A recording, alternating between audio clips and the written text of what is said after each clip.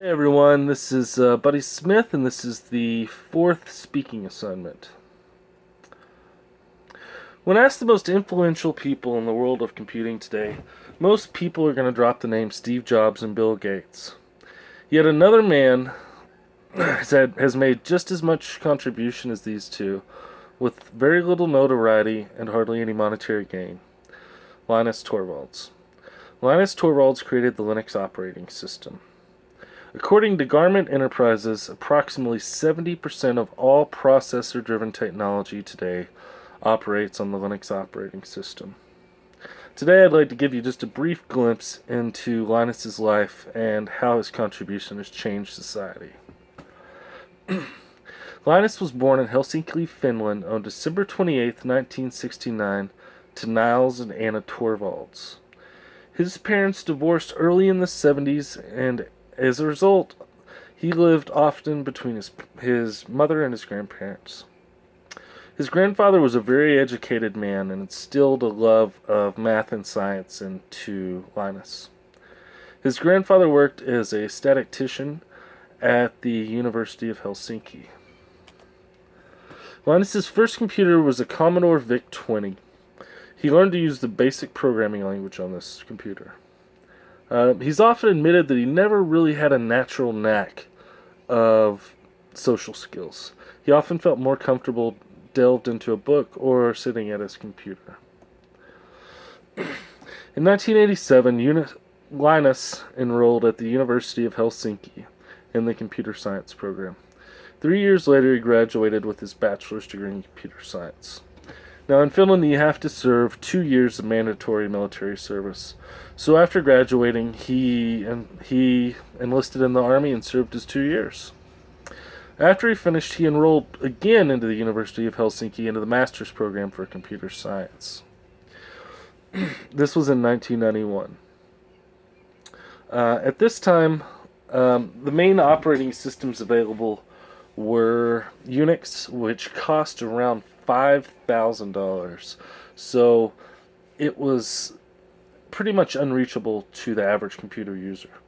There was another operating system called Minix, which was mainly used as a education tool. And of course there was MS-DOS. However, the problem with MS-DOS is right around the 1990s, 1991, computers took a huge leap, and you could get a 32 megabyte system at home, which basically just blew everything else out of the water. But the problem was MS-DOS really couldn't take advantage of this.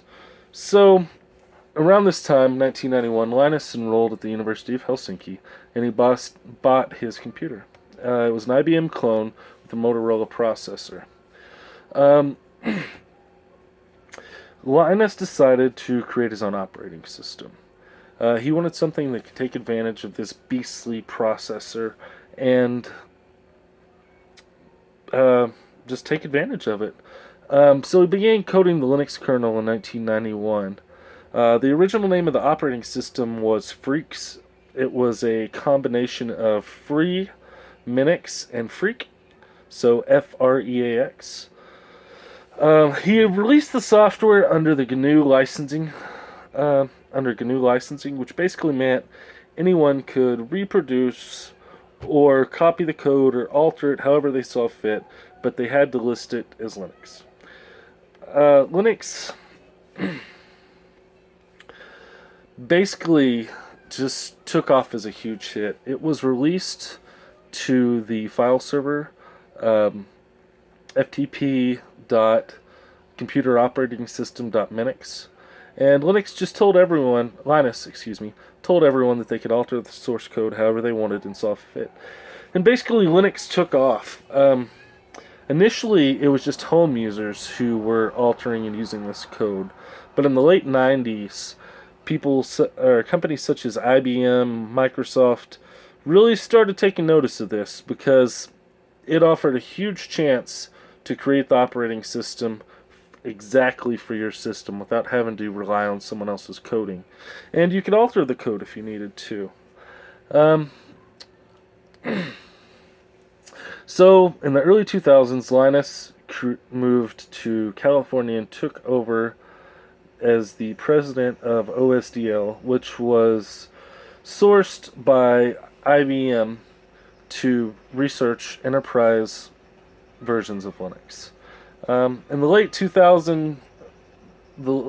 early 2000s, Linus decided to move to Beaverton, Oregon, and take over the Linux Foundation and create the Linux Foundation. Today, he works as the president of this. Basically, what the Linux Foundation does is if you would like to submit code to be included in the Linux product, you have to get the OK from the Linux Foundation, which is Linus. Ironically, only about 2% of the Linux code today was actually written by Linus, due to the fact that most of it was written by open source developers and a few paid developers through IBM and Solaris and Sun and so forth. Like I said earlier, Linux runs on approximately 70% of all processor-driven technology. That's pretty incredible. Everything from Android phones to home computers, televisions, TiVos, washing machines, you name it, there's probably an application of Linux involved in it. So, anyways, I hope everyone enjoyed getting a little bit of information about Linux and Linus. Have a great day. Thank you.